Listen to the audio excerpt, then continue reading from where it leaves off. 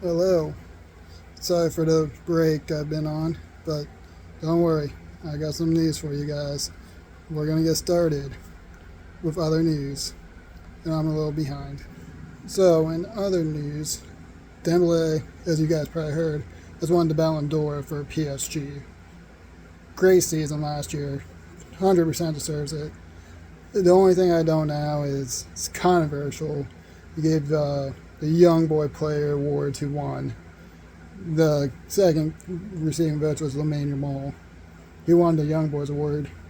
Was Beast Lembe. Then he wins Ballon d'Or. Kind of contradicting.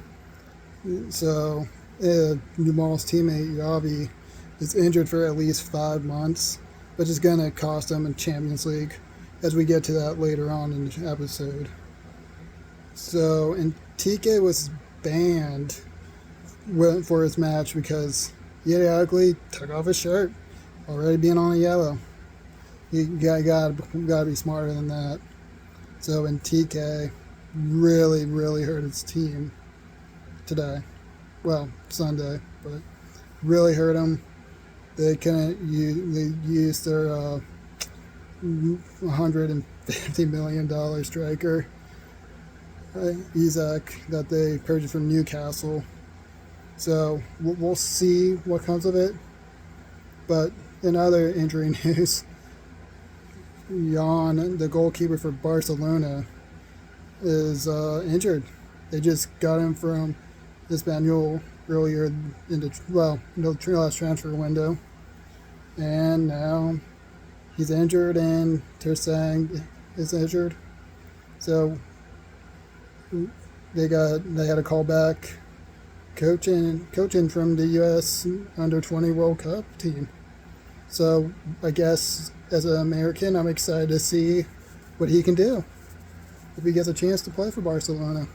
He might not, but I'm quite curious in seeing if he gets an opportunity to play for him. So now that we're done talking about other news, we're going to go straight to my MLS game of the week, the Hudson River Derby. New York Red Bull versus New York City FC.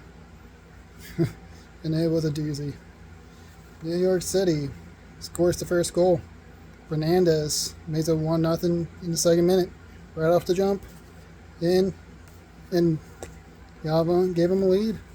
That's good to build on, especially when you got 87 more minutes to play in the entire match. Then New York Red Bulls scored a goal in response from their youngster, Julian Hall, the U.S.-Poland international. Hopefully he chooses the States, but we've been seeing the different last name on there that's in Polish, which I'm not going to attempt to say. And he scored that in the 23rd minute. Then 2 minutes later, New York City FC absolutely stuns Red Bull by scoring a goal. Pereira scores his third of the year right after New York Red Bull got back in the game. Kind of started the momentum right out of the New York Red Bulls. But don't worry, the Red Bulls would score again, making it 2-2. Time for a big goal for the team, really, is what it was. They responded to going down twice very quickly after being level. So they go into half, tied at 2-2. But in the 65th minute, New York City scores again, making it 3-2. But beforehand, Matt Freese, the U.S. men's national team goalkeeper, got a little nicked up.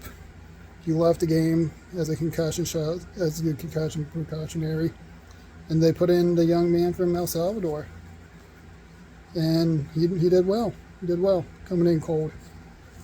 There might have been a penalty almost given, but they didn't give it. He stuck to his rolling on the field, and I can respect that for Manny Raff in the 67th minute. And that was that goal was the very last one. New York City goes on being New York Red Bulls 3-2.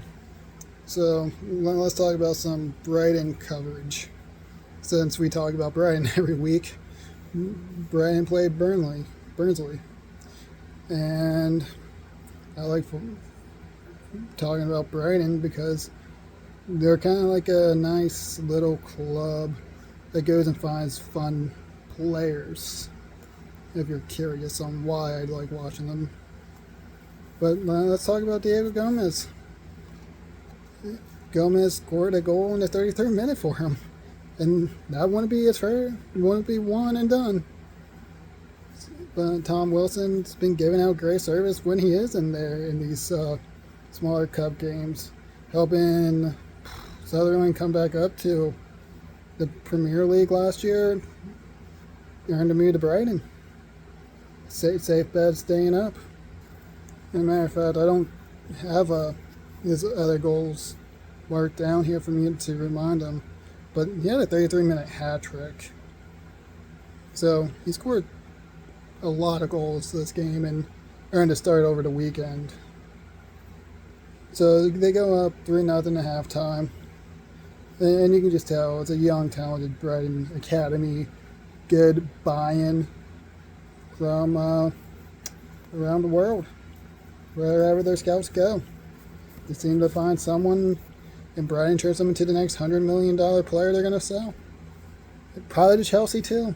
We'll get to that. Then I want to talk about Jack Shavers. Cleared a great chance. It could have been, but Brighton also had 3 yellow cards, so a lot of players were subbed off for protection for the next round.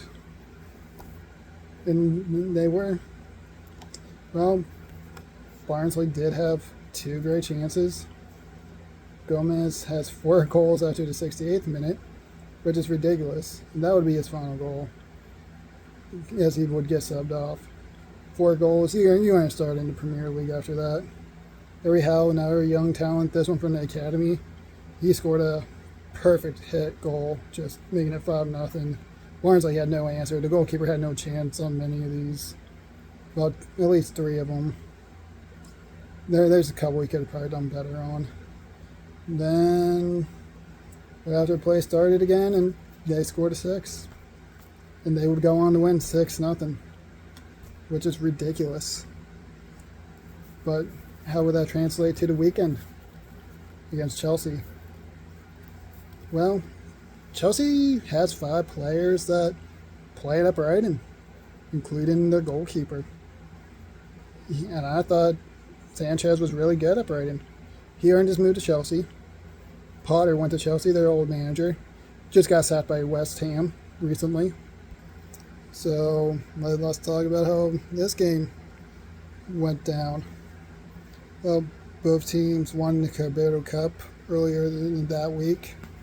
Tons of former Brighton players, obviously, as I stated, play for them. And Enzo Fernandez wasn't one of them, but he scored. And, well, that would be the only goal Chelsea was going to get, because they went 1-up at the half, nothing else really noteworthy. Right at halftime, there was a red card issued. That's a VAR check got on played. And that's when the game changed. That's when the game changed for Brighton. And Danny Welbeck gets his first goal. Then Brighton scores another late goal to go up 2-0. Just to secure all 2 points. But then Danny Welbeck was to go score a third. It was the first goal for the Belgian midfielder off a corner. So they just went, got all 3 points. Like it was no one's business. Very well done by Brighton. Sound. And just what you expect. They punished a team that, well, they punished a player that put his team in a terrible position to even have a chance to win. So, Barcelona, PSG, Champions League. Well, Rashford scored an amazing goal. Great start for Barcelona, then PSG just kind of grew into the game. The 35th minute, they tied it. Then Barcelona go in tied. Then there was nothing much else, just a couple chances to hit the post. Nothing really noteworthy. But, they score a late goal and beat Barcelona. Make it 2-1 for all 3 points. It's a lot of fun to watch them play. PSG just had 3 new kids on there. They just grew them in France. And my goodness, it's like they're starting golden generation after golden generation. Just hey, this guy moves on. This guy's up next. They just find them everywhere. I want to know what I did wrong. But it's great to see for France. I wish they would find some talent here in the States, but you just never know. You just never know where they're going to show up. And it seems like France, and I'm guessing they're all pretty close to the Paris area. A bigger population, a lot more passion and love for the game is what's fueling the greatness of France. I would imagine they might be in the final again this time around in 2026 in New York. So we'll see. Look forward to it. Thank you for dropping by. Have a nice time.